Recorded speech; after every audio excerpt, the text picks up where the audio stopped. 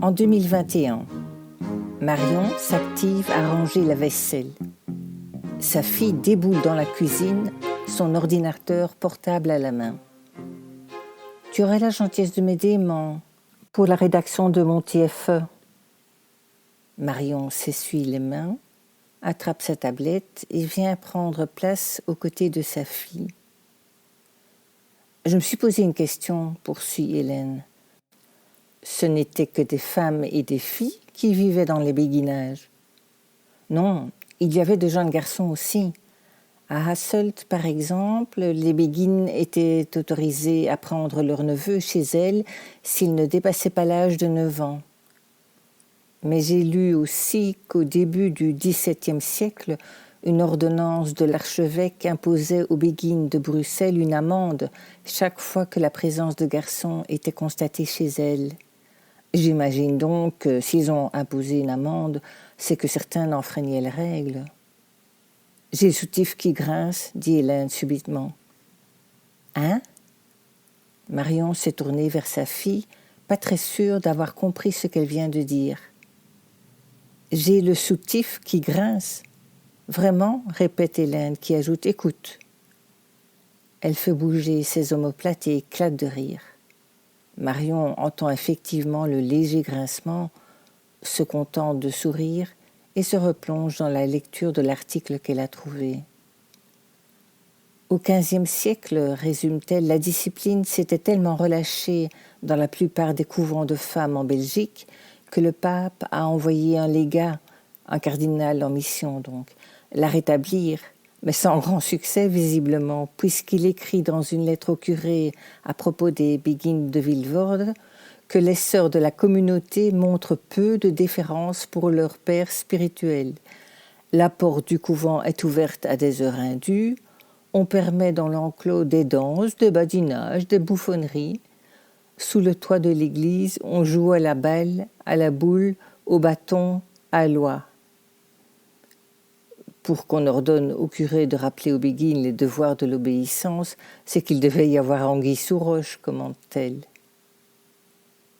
Mais donc, c'était quand même principalement des femmes. Oui. Il faut dire qu'au Moyen-Âge, le mariage était surtout une affaire de raison et de survie.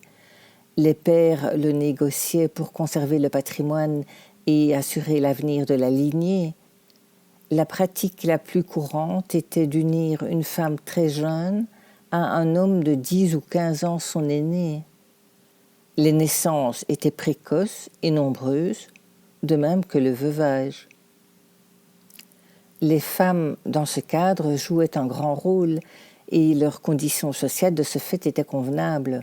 En revanche, la femme célibataire condamnée au couvent ou à la violence masculine ou veuve très tôt, et dès lors sans défense, était de surcroît chargée par l'Église de tous les péchés. Accusée d'être par nature plus sujette aux tentations et néanmoins contrainte à une plus grande chasteté, elle était un paria de la société médiévale. « Ah, c'est aussi intéressant, » dit Hélène, satisfaite. « Je vais faire un copier-coller de ces infos, puis je mettrai tout ça dans l'ordre. N'oublie pas de mentionner tes sources. » « Maman, je suis en section histoire, réagit l'offensée. Elle poursuit sa lecture en diagonale du résultat de ses recherches pendant que sa mère se lève pour se préparer une tasse de thé. « Oh, j'ai trouvé le passage qui parle de la camion qui avait réussi à faire du commerce de dentelle, » s'exclame soudain la jeune fille. « Tu as lu aussi l'histoire des sœurs qui ont fait faillite ?»« Oui, je m'en souviens vaguement. » Ça me fait rire. 2 sœurs du même béguinage, les Delmotte, qui font faillite en 1769. Elles avaient des dettes de 13 000 florins. Je ne sais pas ce que cela représente, mais j'imagine un paquet de fric. Et elles n'étaient pas les seules apparemment, car d'autres béguines bruxelloises ont aussi fait faillite ou se sont endettées. À force de scandales, l'archevêque de Malines a plusieurs fois menacé d'expulsion les béguines auxquelles cela arriverait encore. Le commerce était du coup formellement défendu, excepté la vente de ce que les béguines produisaient elles-mêmes. Mais rien à faire, elles continuaient quand même, poursuit Hélène dans un rire. Ah, c'était pas des commodes, hein, j'imagine. C'était de fortes têtes, les béguines. Doucement, intervient Clotilde mollement, doucement. Oui, approuve Hélène, qui complète. Quelques années plus tard, l'archevêque a été obligé de publier une nouvelle ordonnance spécifiant que les béguines qui allaient en ville chez des amis devaient s'abstenir d'y faire du commerce en public. Par après, le commerce a été toléré de fait. Puis la banqueroute des sœurs Delmotte a amené l'archevêque à l'interdire de nouveau. On devine la fureur de l'archevêque qui ne devait déjà pas voir d'un bon œil la volonté de ses femmes de vivre seules, sans l'autorité d'un père ou d'un mari. Mais tu imagines, devoir dépendre d'un homme pour tout, ou accepter d'entrer au couvent. Oui, on a vu ça au cours d'histoire. Tu savais qu'au XVe siècle, il était mal vu d'être célibataire même pour les hommes? Ah bon? Oui, c'était un motif d'exclusion pour les hommes qui voulaient devenir échevins. Ils trouvaient que ceux qui n'étaient pas mariés n'avaient pas cet amour paternel ni ce soin domestique qu'ont les pères de famille. Hélène a remonté le menton, retroussé les lèvres et pris un ton grandiloquent pour seriner la phrase qu'elle poursuit, reprenant sa voix habituelle. Et qu'en plus, ils sont généralement plus libertins et dépensiers que ceux qui ont femme et enfants à gouverner, dit Hélène en éclatant de rire. Gouverner, qu'il disait, gouverner femme et enfants. Tu vois, quelque part, cela me conforte dans l'idée que les béguines étaient des femmes qui revendiquaient leur liberté et qui tenaient à leur indépendance, même si du coup c'est l'archevêque qui régentait leur vie. Tout était réglementé, jusqu'à l'habillement des pensionnaires qui devait être simple et décent. Pas d'ornements, pas de frivolité mondaine, et les instruments de musique et les danses étaient interdits. Oh, je n'imagine pas ma vie sans musique, je déprimerais, s'offusque l'adolescente. Toutes deux se sont tues, perdues dans leurs pensées. Bon, reprend Marion sur un ton décidé, tu as déjà bien avancé dans tes recherches, je te félicite. Merci. C'est vrai que j'ai déjà plus de matière que je ne craignais. Je comprends pourquoi on l'appelait le grand béguinage de Bruxelles. Il formait un vaste couvent enclos de murs. Il y avait un cimetière depuis 1246 et même un étang. Ce que je ne comprends pas trop, par contre, c'est la distinction entre petit et grand béguinage. Oui, moi non plus. Je m'étais déjà fait la réflexion quand nous étions allés visiter ceux de Louvain, ma sœur et moi. Là aussi, il y en a un grand et un petit. Et quand tu regardes la carte de Malines, c'est pareil. Attends, j'ouvre un plan, je vais te montrer. Elles se penchent toutes deux vers l'écran, tandis que Marion agrandit la carte. Tu vois, dit-elle à sa fille, Groot Beginnhof, Klein Beginnhof. Donc grand béguinage, petit béguinage. Et une église du béguinage plus une église Sainte-Catherine, exactement comme à Bruxelles. C'est comique, hein? Ah oui, c'est drôle. Regardons Louvain. Pareil, Groot Beginnhof, Klein Beginnhof. Oh, et là, l'église du Grand Béguinage porte le nom de Saint-Jean-Baptiste comme à Bruxelles. Parce que tout le monde dit l'église du Béguinage à Bruxelles, alors qu'en réalité, son nom complet est l'église Saint-Jean-Baptiste au Béguinage. Et Gand, pareil, deux béguinages. Un petit, un grand, dit-elle, après une courte recherche qu'elle poursuit tout en parlant. Tiens, je ne vois pas de petit béguinage à Bruges. À Herentals non plus, visiblement. Par contre, c'est de nouveau une église Sainte-Catherine. Il doit y avoir quelque chose avec les Catherinettes, c'est pas possible. Et Aarschot. Oh, dis, tu vas pas les faire tous quand même. C'est chiant à la longue, réagit vivement Hélène. Mais ça m'intéresse. Alors cherche toute seule. Moi, ça me suffit d'avoir quelques exemples. En tout cas, tout ce que j'ai trouvé comme info concernant Bruxelles, c'est qu'en 1643, ils ont construit un asile pour des jeunes filles abandonnées par leurs parents, qu'ils ont converti ensuite en un couvent appelé le Petit Béguinage. Et en 1647, la maison de Sainte-Croix, au Canal, pour y enfermer les femmes et les filles dont la conduite causerait du scandale. « Oh, regarde !» lui répond sa mère, qui a entre-temps poursuivi ses recherches sur son ordi. Le petit béguinage de Bruxelles, fondé en 1665, était d'abord situé à l'entrée de la rue d'Isabelle, à gauche. Puis, lors de la construction du parc et de ses alentours, il a été transféré au coin de la rue Royale et de la montagne du parc. Tu m'envoies le lien par mail ? Oui, oui. Mère et fille se concentrent quelques minutes en silence. Oh, j'ai trouvé une vidéo d'une passionnée des béguines, dit Marion à sa fille. Je reconnais son nom. Si tu veux, nous la regardons ensemble ? Ok. Elle emmène Hélène dans sa chambre où a été installée la télévision, prend quelques minutes pour retrouver la vidéo, tandis que toutes deux s'installent confortablement et lancent le reportage. Dès la fin du XIIe siècle apparaît un fait inédit, écoute-t-elle Silvana Panciera raconter. Des femmes commencent à exister sans être ni épouses ni moniales. Dans les villes, elles inventent un type de fraternité. Ce sont des associations presque démocratiques, on pourrait dire. Le béguinage est dirigé par la grande dame, la responsable élue par les autres béguines, mais jamais à vie. Malgré la multiplicité de formes, ces communautés ont un but commun.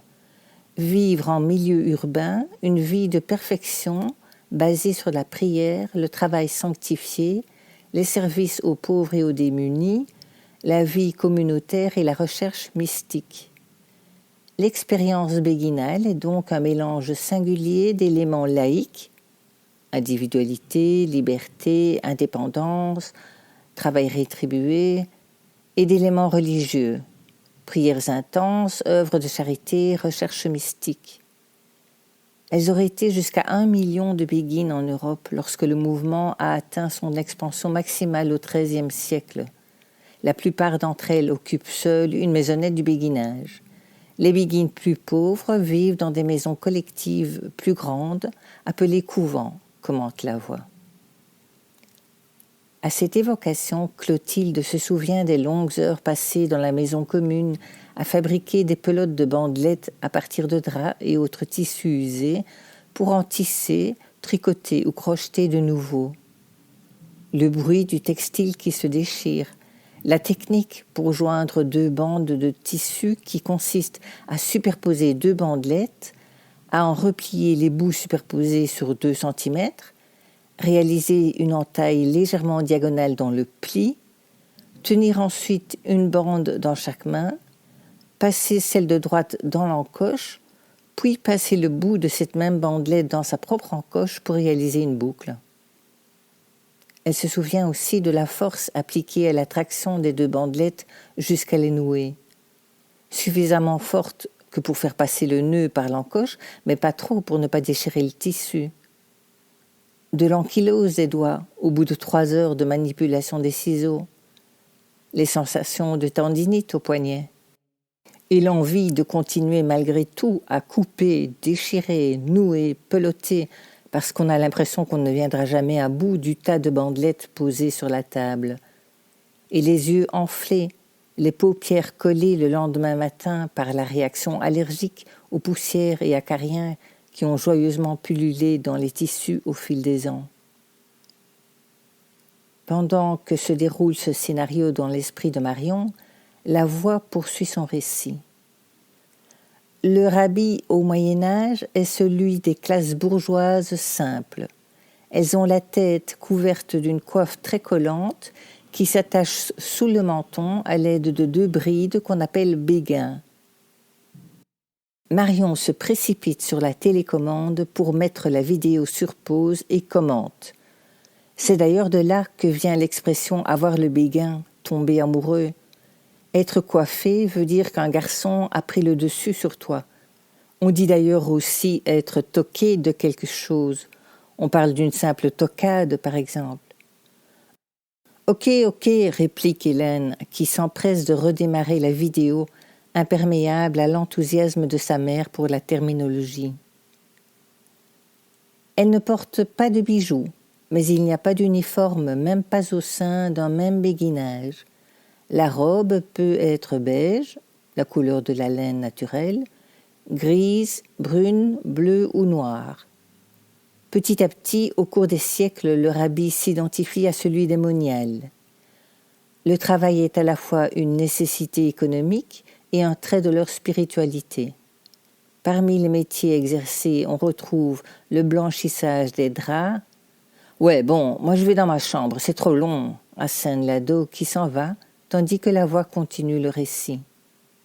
L'agriculture, le travail du lin et la broderie, la fabrication des bougies et des hosties, la transcription de manuscrits, l'enseignement, l'assistance aux malades, l'aide aux démunis, grâce aux œuvres de charité.